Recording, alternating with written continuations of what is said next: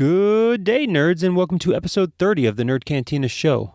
I'm your host, Ken, joined by my co-host, Steve, and this week we're going to discuss the major topics that have taken place in the nerd community.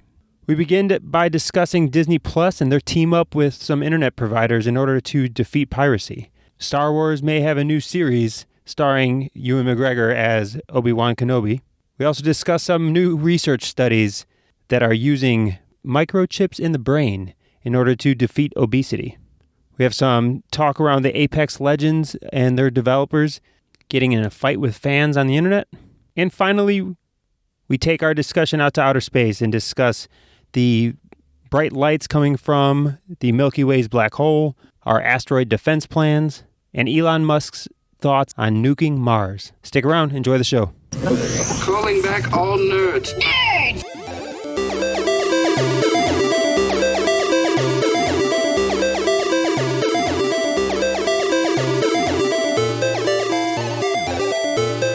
All right, nerds, and thanks for joining us for episode 30 of the Nerd Cantina Show. Steve, 30 episodes of our weekly show. It's actually a little bit more than 30 if you count the Fight Me Fridays. We're chugging along here. It's been a fun ride. Yeah, it's fun. And let's get started. Let's do a quick recap of the big news in nerd stuff. We have some talks around. Maybe we'll go a little in depth if we have time later. So, first one, let's talk a little Disney Plus. As we know the pricing of Disney, we know a lot about what they're doing, and one thing that's kind of up in the air is Disney's talking about teaming up with Charter, being a major broadband carrier, for a little effort of stopping us password sharers from breaking in. Yeah, keeping with the theme of Icon has all the monies. Disney is going to actively, they kind of do this already with Hulu. They check ISPs and you register your account to a certain region, and if you're outside of that region too close with timestamps and stuff like that, they kind of shut it down. But this is like the first time they've put out like a press release letting pirates know that, hey, we're coming for you. A lot of this has already been done. So, Disney owns Hulu now, and Hulu does something similar. Like you said, if you have a Hulu account, you in Chicago, me in California, I can't log into your Hulu account off of like a Fire Stick or a Roku streaming device or anything that's a firm-based streaming service. And if I was going to log in from a mobile device, I have to log in from your home IP address area at least once every 30 days. So that way, if you're traveling more than 30 days, you're even going to lose access to your own account. These things already exist. It's just now Disney's really trying to team up with Charter. It's kind of funny. It's a different take. Netflix is always kind of jokingly talked about they don't care. They recognize that for every one of their 14 million subscribers or however many people they have now, there's probably 5 other people using that password, and Netflix just doesn't care. They've put zero effort into curbing this, and they'd rather just focus on with user experience. Netflix, you have to pay for however many screens you want to be able to watch on at one time. So I think they're just banking that if I'm watching Netflix and I loan someone my password, that whoever I loan my password is going to log in at the same time I'm logged in. And if I'm not paying for multiple screens, because I think I pay for the higher package with Netflix, so I get 4K, and I think I get 4 screens to watch my content on at once. I think the basic is just 2 screens. So I think that's kind of how they police it. Like, if you're paying for 2 screens, they don't give a shit. 2 screens is 2 screens, 4 screens is 4 screens. You want to share your family plan, but I think that's essentially maybe what they'll end up doing is offering family plans like Spotify. So I pay for Spotify's family plan because me and my girlfriend both had, Spotify accounts, and we were both paying the $9.99 a month. So we just merged it into I upgraded my $9.99 to a $14.99 family plan, and Now we both have Spotify. We save $5, and I have 2 other accounts I could give out at any point I wanted to because the family plan has 4. Oh, okay. So I think Netflix just does it with screens. Hulu, like you said, is a little more stricter about it.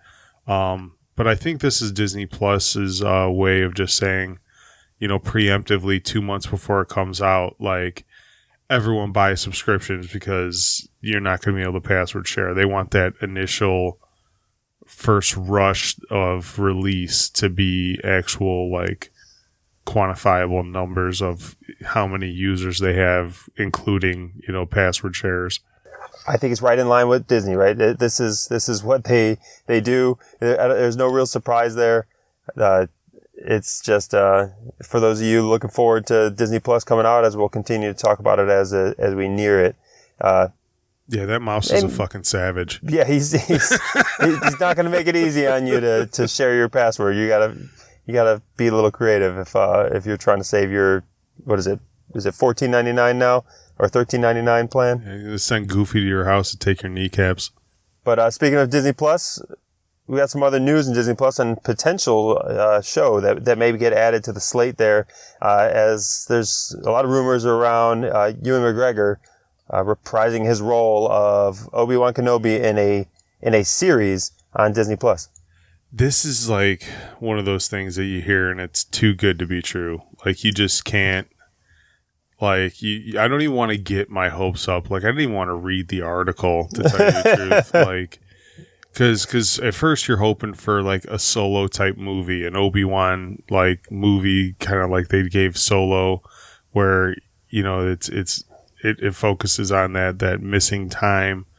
But if they're going to give us, like, a TV show, you're talking seasons, you're talking, like, a really long, in-depth, like, plot line. They talk about it possibly involving Darth Vader. Like, that would be some really epic shit. So, like, you would think it would end up being like a high level production, like the Star Wars or like Game of Thrones or something, to where if Ewan McGregor is willing to do a TV show, it's not going to be some fucking Arrowverse style Star Wars show, Yeah, I would agree, but I love the fact that it's rumors of a TV show, not just a single hit movie. You can give me, a 12 episode, 12 hours of the exiled old Ben out on Tatooine, tell the story of how he gets there. Like, I mean, there's some interesting stuff to it that I would actually much rather see in a lower budget, lower production value show over 12 episodes for a single season, and then hey, give me more seasons if we can sign them on for it. Yeah, we kind of went over this week as we were guests on the Take a Knee from Marvel vs. DC podcast. If you want to go check that out, they released Sunday.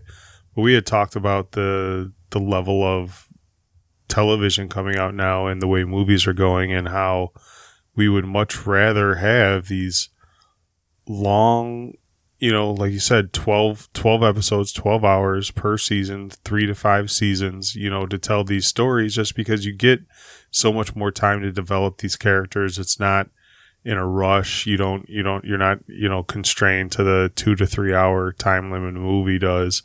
And I think that'd be a great way to tell these stories, in that long, drawn out form.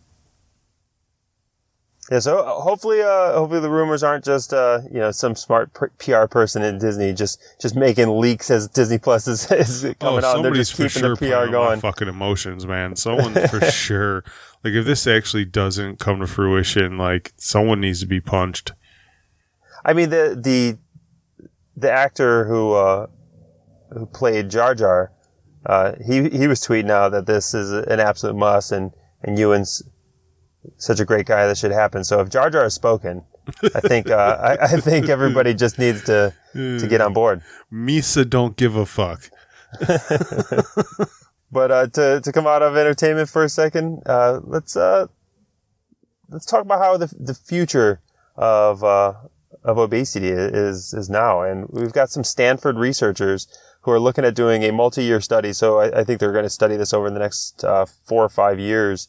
But there's 4 individuals who have agreed. We're talking about obese individuals who have agreed to become microchipped.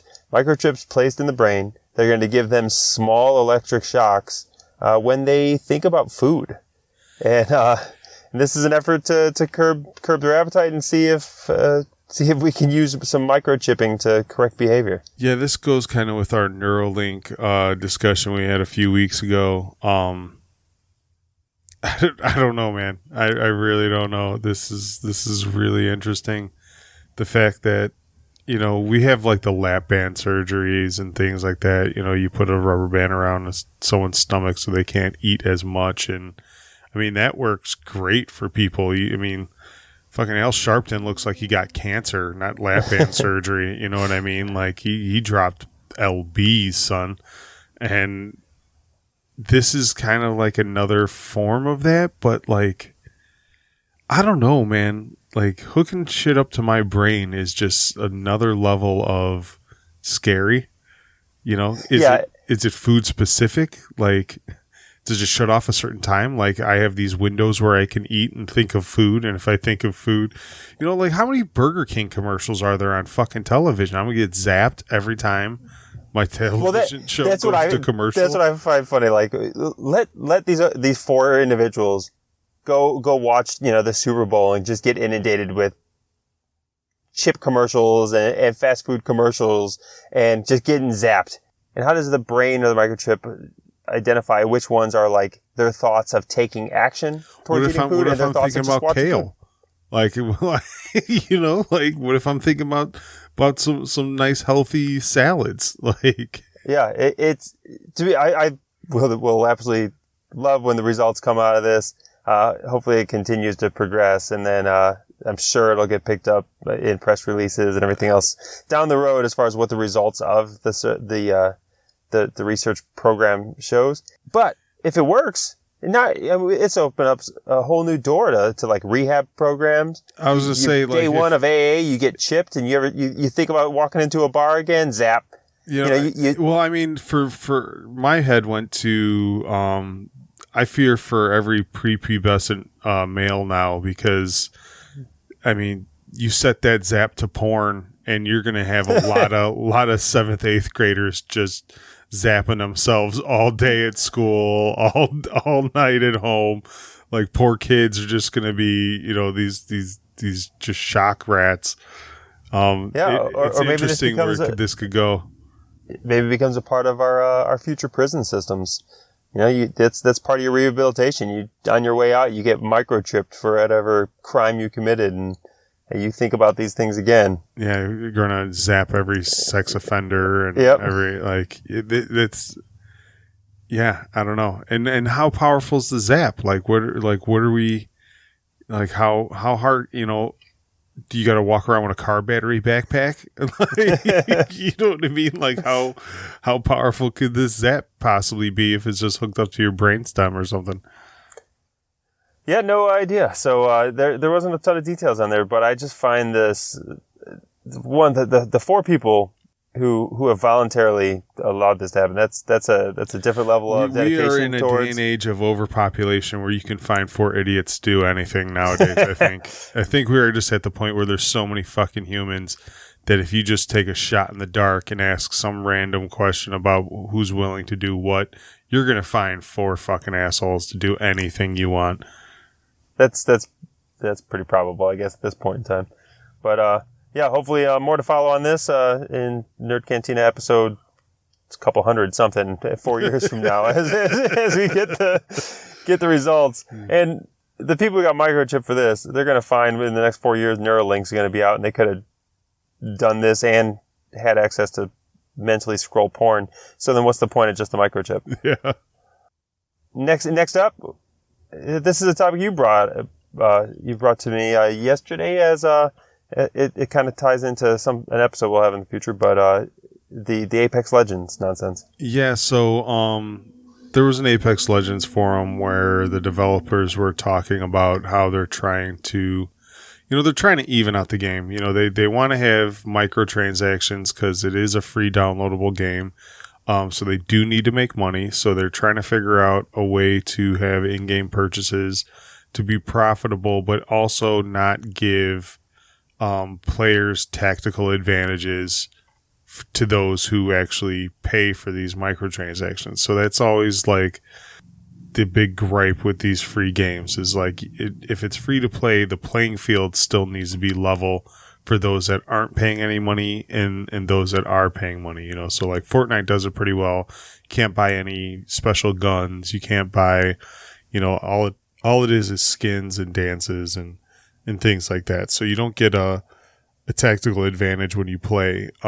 So they made a few announcements, and I think it revolved around characters, being able to buy characters, and characters have roles in these games. So they're afraid that if you pay for a role that you'll have somewhat of an advantage over other players. And so, of course, the internet let these developers have it in an AMA type thread. The developers were actually on the thread, and they were just calling them fucking shitheads and you fucking morons and this and that. Well, eventually, one of the developers put up a post. It was like, look, guys, like, we're trying to make money. We need to make money. You're not going to be able to play this game unless it's somewhat profitable. We're trying to figure out how to be profitable and keep the game fair for everyone. We're doing our best, but we have a few, asshats that can't, that are just are vocal about this and vocal about that. Well, the minute a developer called one of these toxic forum posters an asshat, the whole fucking forum board lit into these dudes. And, to their point, it's like, it's okay for you guys to come on here and shit all over our game and shit all over everything we work for. But the minute I call you an asshat for having this, not just an opinion, but a very toxic way of expressing it, now I'm the fucking bad guy. Like I'm the fucking asshole because I pour my life and soul into developing a game, and you people just shit all over it, and I get upset. And it's a really, like you said, we talk about this in a Cantina conversation I'll be releasing in a week or so.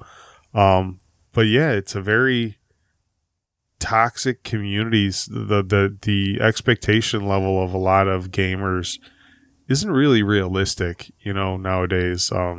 Every game's got to release on time, be perfect. No load screens. Give me all the shit. I don't want to pay no money.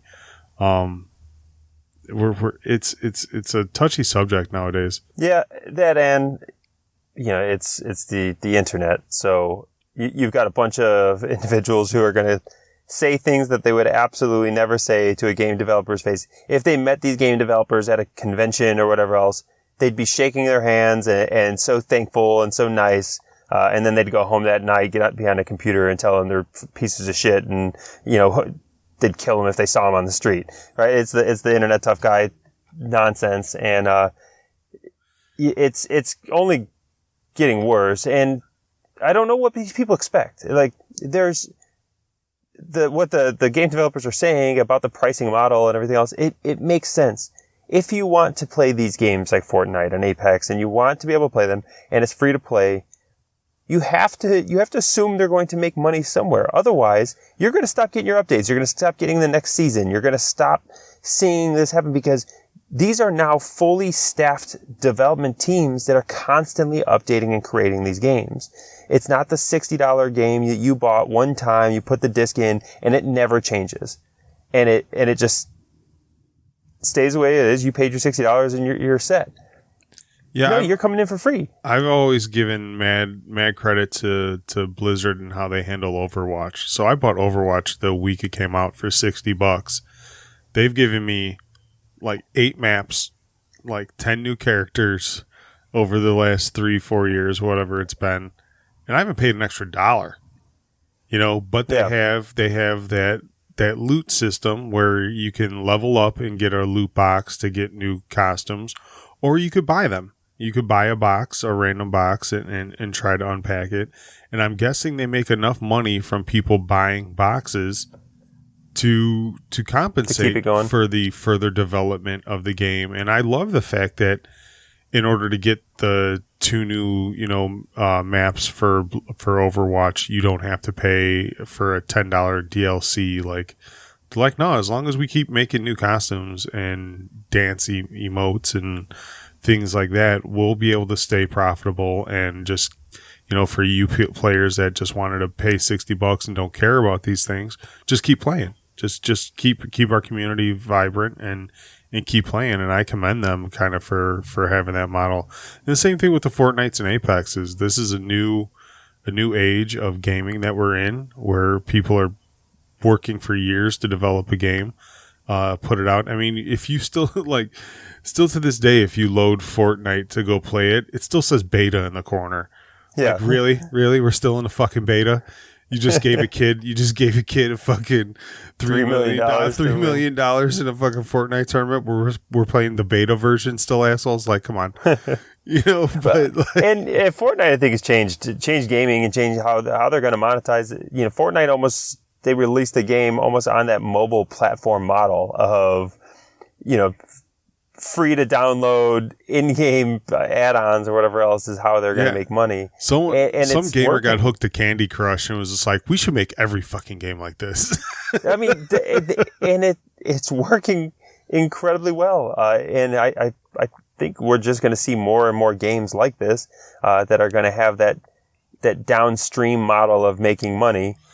You're still going to have your $60 games, your RPGs, your Elder Scrolls, your Gears, your things like that. But I think the video game industry is doing a really good job of not going the way of the record company, right? Like the record company used to rake in all kinds of money from records, CDs, and then streaming came along and basically almost wiped out that whole industry because they couldn't keep up with the times. They couldn't, Napster came out and it fucked up their whole lives.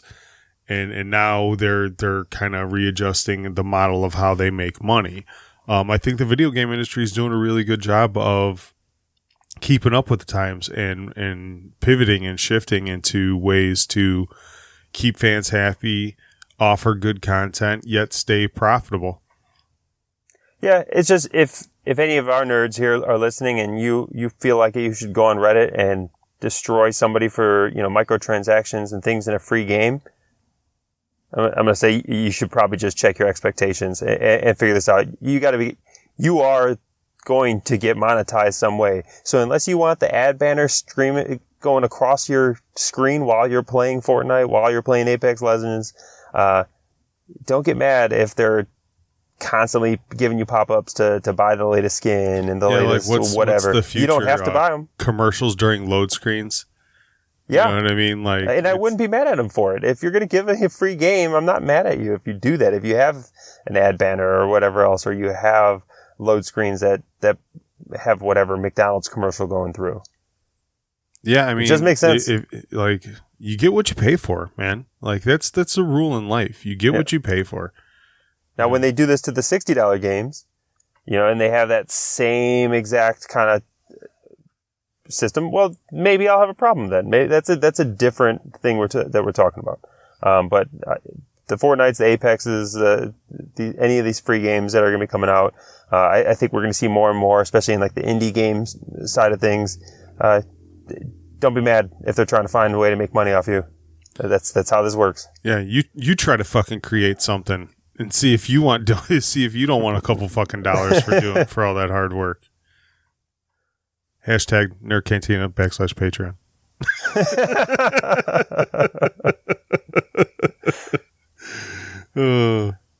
All right. Well, we got a few space topics today. Let's leave this fucking planet and all the problems again and head to outer space.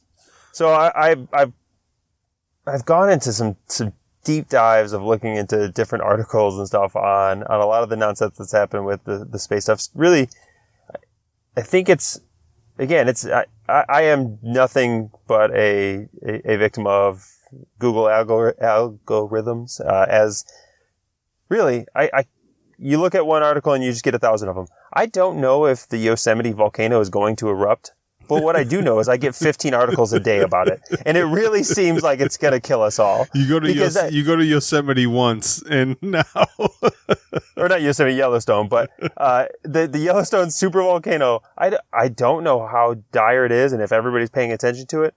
But I can't go on the internet or go on my news feeds without seeing 3 articles about how close it is to killing us all. That's funny because I haven't heard shit about it. Exactly. I haven't heard a goddamn thing about it. I am 100% a victim of the algorithms. And you want to know what? I still click those fucking articles. Because That's why. They've hacked your brain. They got me. I am predictable. I am unsophisticated. And they know exactly what I'm going to follow. Well, now, asteroids and space, whatever else, I think it probably stems from when I first started doing the research into that 2019 OK asteroid that we talked about a couple weeks ago that was a near miss that nobody saw coming because the trajectory of that asteroid came in line with the sun, so our telescopes couldn't pick it up through the brightness of the sun. And it flew between us and the moon, which is relatively close for well, when you think about how fast the Earth is rotating around the sun, like imagine if you set up a solar system and the planets are spinning around. And you had a Nerf gun and you actually had to try to shoot Earth. That would be really fucking hard. You know what I mean? Like the timing, the figuring out all that math to be able to even come close to shooting the planet on its way around the sun to get it in line. That would be a tricky shot. And then you add in the just vastness of space for an asteroid to come between us and the moon. Like, that's actually really fucking scary to me. Yeah, and that one came out of nowhere. And I did a fair amount of research before talking about that here on the podcast. And then now every day I'm getting news alerts. I'm getting all kinds of stuff about asteroids. So one of the news alerts that really doesn't have any kind of implication that we can understand is like our black hole in the center of the Milky Way. We've got a black hole that just went 2 times brighter than it's ever been detected before. It increased its brightness that day by like 75 times over a couple hour span. And we caught it purely by accident because we just happened to have telescopes that were watching something nearby and able to then see this brightness event. What's crazy is that nobody knows how to explain it, and that in itself is a bit scary and fascinating, as I'm sure people are going to try to figure out what's going on, what kind of new energy is being consumed or created by that black hole. Well, isn't it that kind of like a major problem with space anyways? Like, you can only discover the shit you're looking at and you can see, and there's imagine it's like trying to keep an eye on your kid and from the top of the water slide at the water park. You can only look at so many areas at one time. Like, you're only going to see so many things. Like, this black hole could do this shit every decade, once a decade. But if we ain't looking at it directly at that moment when it happens, right when it happens, we just assume that shit's going. It never happened. Yeah, shit's going as normal on average. Not to mention with space being so far, how many light years away, this didn't happen when we seen it. It happened fucking how many years ago, and the light source is just getting to us now. Like, it's, there's a lot of things that when you talk about space, it's hard to rationalize these things in especially our head. I mean, if you're NGT, he's got it all figured out in his head, and he knows exactly what to think when he hears these things. Like for us, I just assumed someone from the future just came back here and somebody just warped in. Somebody just fucking warped in, and now it's only a matter of time before we make contact. That's possible. Yeah. What? It is interesting, and there's so much vastness of space. Our telescopes constantly need to be improving if we want to continue to improve our understanding of the universe as a whole.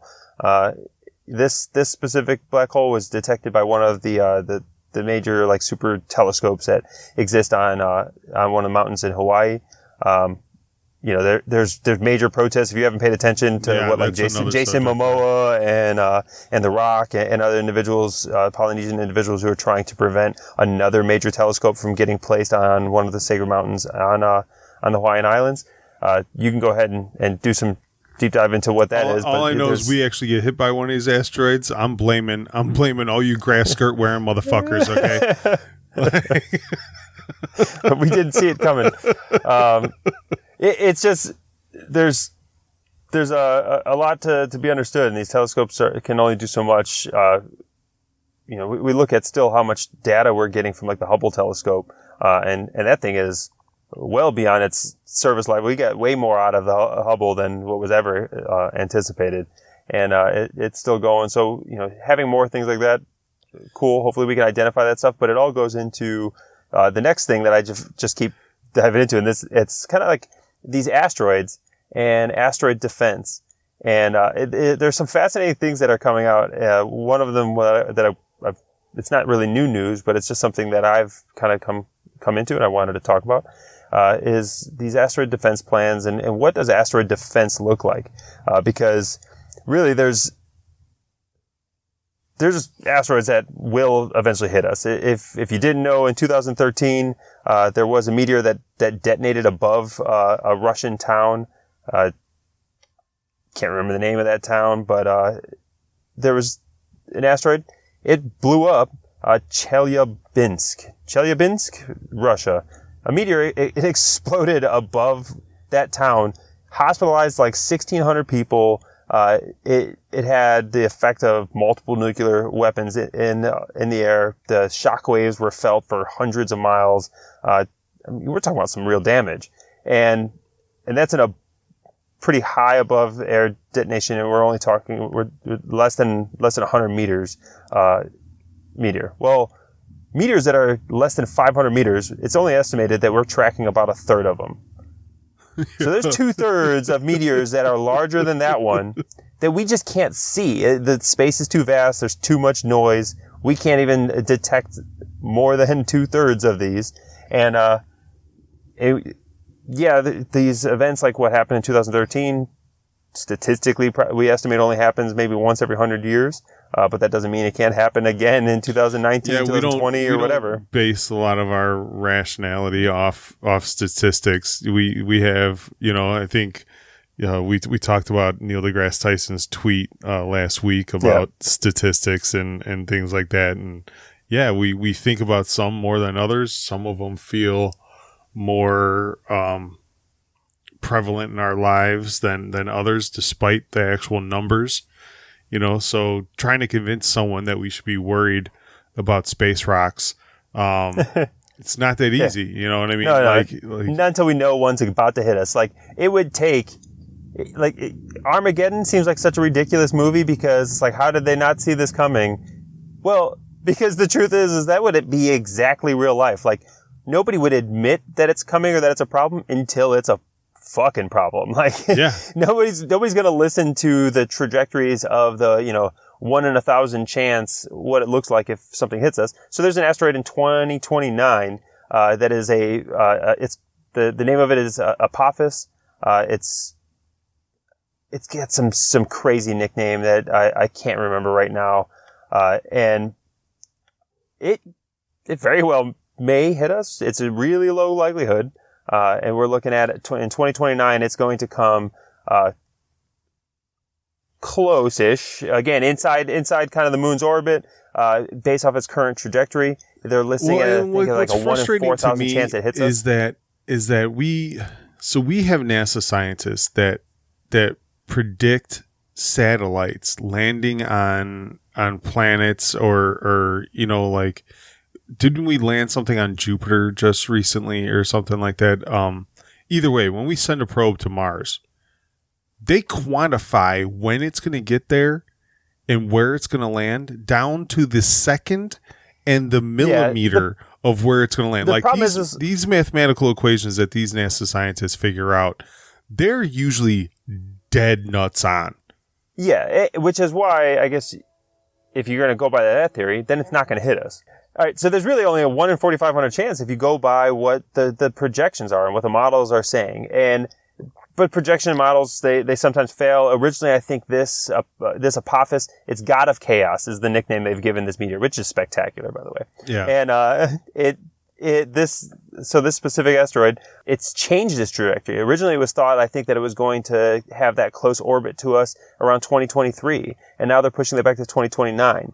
So there are, when it interacts with other gravitational fields and other things, that there is still a lot out there that our scientists can't 100% predict. That's the thing is we know the gravitational pull of most of the planets around us and things like that. Those are easy to quantify, but how an asteroid of this size affects those gravitational pulls with its velocity, with its mass, that's really not as easy to quantify, so there are some variables that go into this equation. And yeah, when they land these probes on these planets, they know all of these numbers, in our normal space habitat, they can quantify down to the centimeter, of where this thing's going to land into the exact second of when it's going to arrive.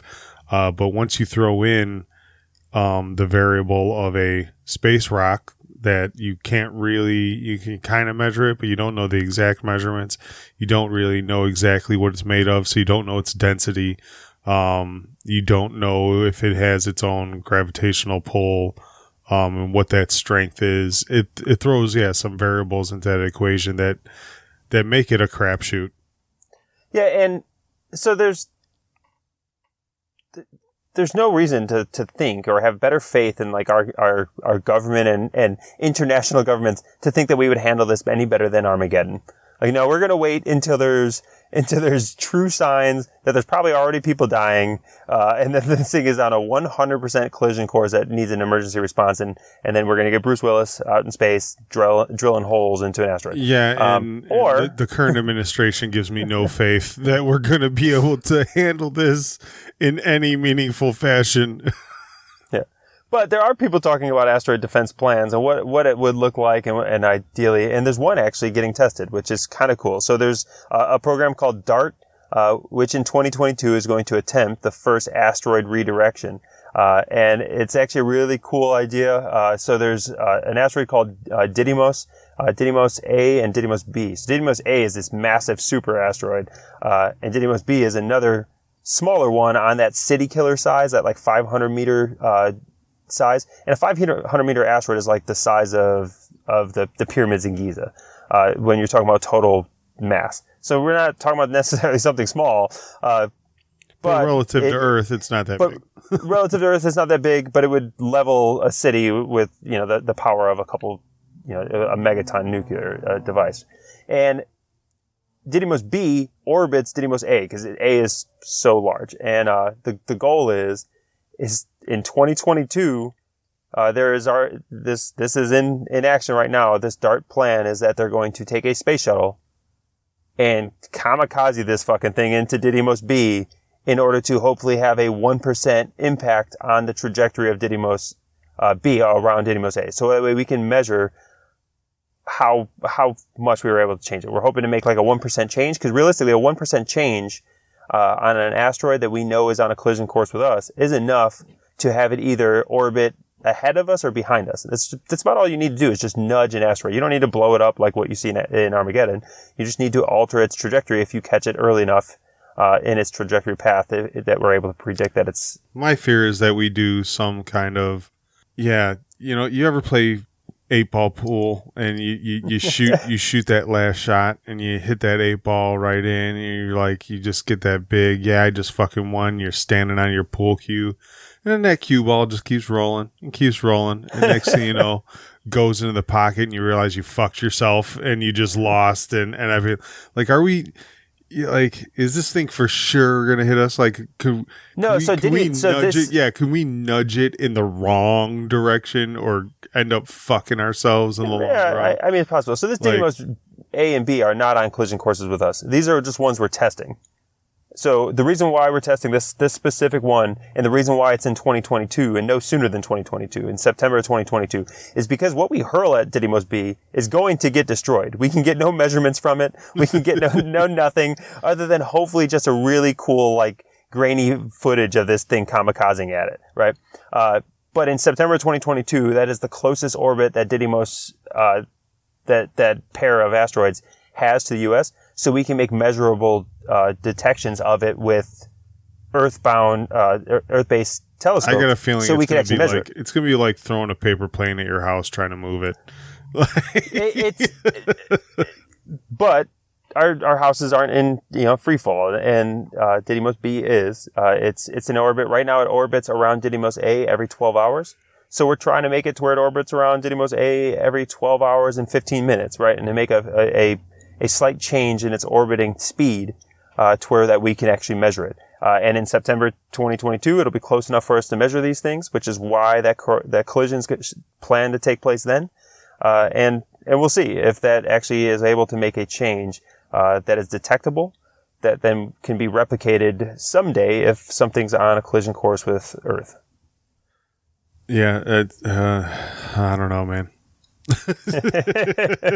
Either way, I don't know. It's fascinating. Whether it works or not, that's the point of doing these things, right? It could just, like I said, it could just be, it could do nothing. It could do immense harm. It could do. Yeah. There's a lot of things that could come out of this. But at least I'm getting older. I'm not going to be here forever. Fuck it. Throw shit at asteroids. I'm not going to live forever.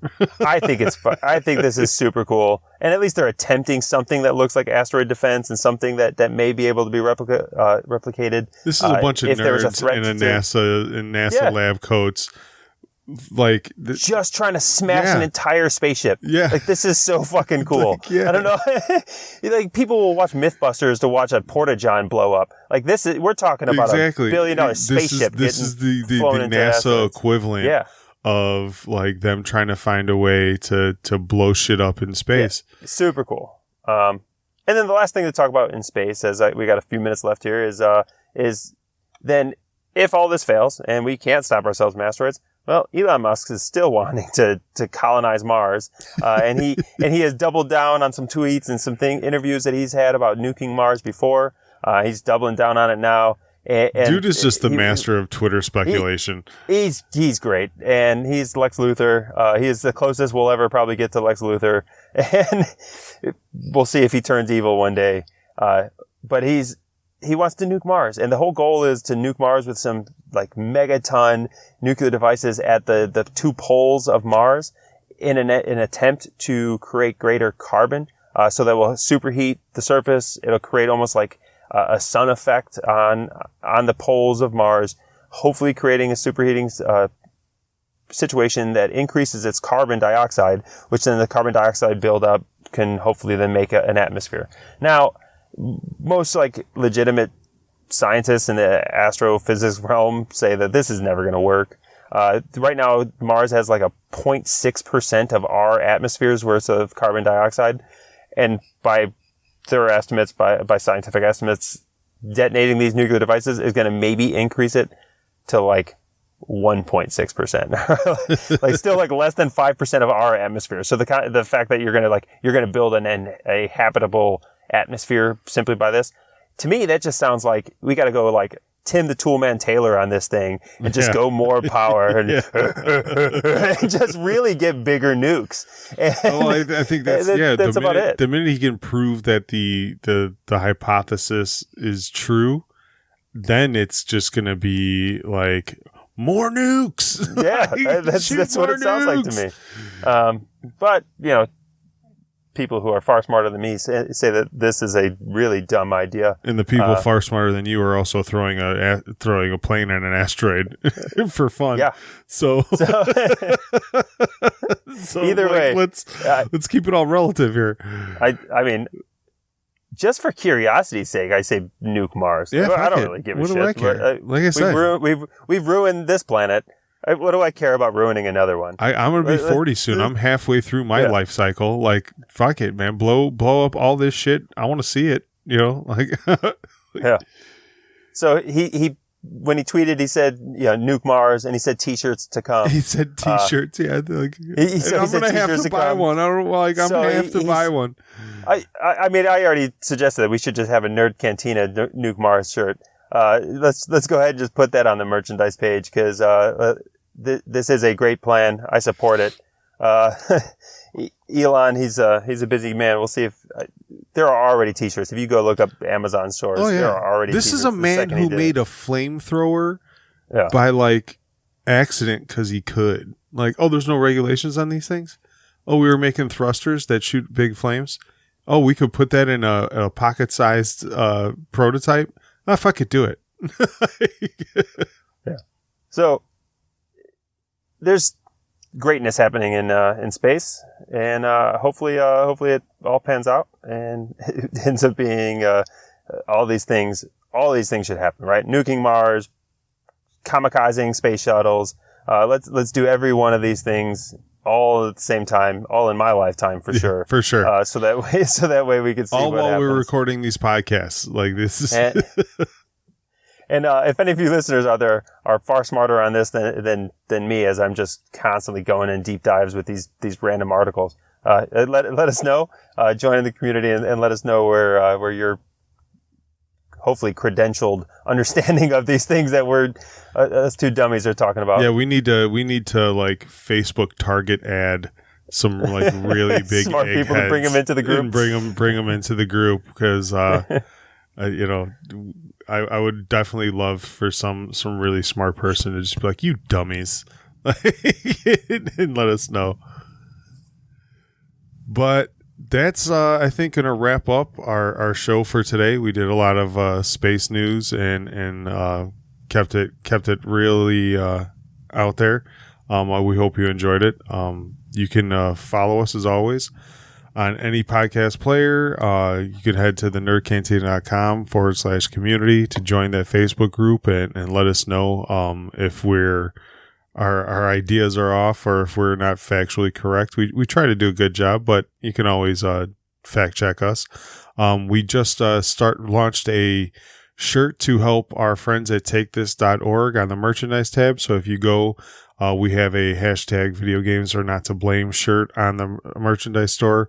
A portion of those proceeds are going to go to takethis.org to help combat the stigma that violence in video games is one of the causes of violence in real life. It's something important to our community, and we want to try to do something to help and bring awareness. So we figured a t-shirt would do both. So if you want to support the cause, if you want to bring awareness, pick up one of them shirts. And as always, share the show, like, comment, do all that fun jazz. Help us out at the Cantina, get to our larger audience and grow this community. So we hope you enjoyed the episode, and we'll see you next time, nerds. Real quick, we just wanted to mention one of our favorite new apps, which is Podcoin. So assuming that because you're listening to our podcast today, that you happen to be a podcasting nerd. And if you are, I can't see any reason why you wouldn't want to get paid for your time. I'm a big fan of getting paid to do stuff that I do in my daily routine anyways. I sign up for all the rewards programs possible. And with Podcoin, you actually get paid to listen to podcasts. So every minute that goes by that you're listening to your podcast, you are throwing away potential money. So go ahead, download Podcoin app on either through iTunes or through the Google Play Store.